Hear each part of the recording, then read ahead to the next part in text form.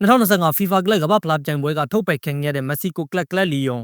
အမေရိကန်နိုင်ငံမှာလာမယ့်ဇွန်လနဲ့ဇူလိုင်လအတွင်းကျင်းပမယ့်2025 FIFA ကလပ်ကမ္ဘာဖလားပြိုင်ပွဲမှာပါဝင်ရှင်ပြိုင်မှုစီစဉ်ထားတဲ့မက္ဆီကိုကလပ်လီယွန်အသင်းဟာပြိုင်ပွဲမစတင်မီ3လခန့်အလိုမှာပြိုင်ပွဲကနေထုတ်ပယ်ခံခဲ့ရပါတယ်။ကလပ်လီယွန်အသင်းဟာ2023ခုနှစ်ကွန်ကာကတ်ချန်ပီယံလိအသင်းဖြစ်2025 FIFA ကလပ်ကမ္ဘာဖလားပြိုင်ပွဲကိုဝင်ခွင့်ရထားတဲ့အသင်းဖြစ်ပါတယ်။ဒါပေမဲ့မက္ဆီကိုအမတ်ပေးပြိုင်ပွဲဖြစ်လီဂါ MX မှာရှင်ပြိုင်နေတဲ့ကလပ်အသင်းလီယွန်ဟာတခြားမက္ဆီကိုကလပ်အသင်းဖြစ်တဲ့ပါချူဂါအသင်းနဲ့ပိုင်ဆိုင်မှုဆိုင်ရာဆက်နွယ်မှုတွေရှိနေတာကိုတွေ့ရှိခဲ့ရတာဖြစ်ပါတယ်။ပါချူဂါအသင်းကလည်း2025 FIFA ကလပ်ကမ္ဘာဖလားပြိုင်ပွဲမှာပါဝင်ရှင်ပြိုင်ခွင့်ရထားတဲ့အသင်းဖြစ်ပါတယ်။ပါချူအသင်းက2023ခုနှစ်ကွန်ကာကတ်ချန်ပီယံလိဖလားချန်ပီယံအသင်းအဖြစ်ဒီပြိုင်ပွဲမှာပါဝင်ရှင်ပြိုင်ခွင့်ရထားတာဖြစ်ပါတယ်။ဒါကြောင့်ပြိုင်ပွဲတစ်ခုအတွင်းပိုင်ရှင်ဆက်နွယ်မှုတွေရှိနေတာကြောင့်အကျိုးစီးပွားဆိုင်ရာညီဆိုးမှုတွေဖြစ်ပေါ်မလာစေဖို့ပြိုင်ပွဲစည်းမျဉ်းစည်းကမ်းတွေနဲ့အညီကလပ်လီယွန်အသင်းကိုပြိုင်ပွဲကနေထုတ်ပယ်ဖို့ FIFA တာဝန်ရှိသူတွေကဆုံးဖြတ်ခဲ့တာဖြစ်ကြောင်းသိရပါတယ်။ FIFA အနေနဲ့ကလပ်လီယွန်အသင်းနေရာမှာကော့စတာရီကာကလပ်အသင်းဖြစ်တဲ့အာလာဂျူလန်စီအသင်းနဲ့အစားထိုးခဲ့ကြောင်းသိရပါတယ်။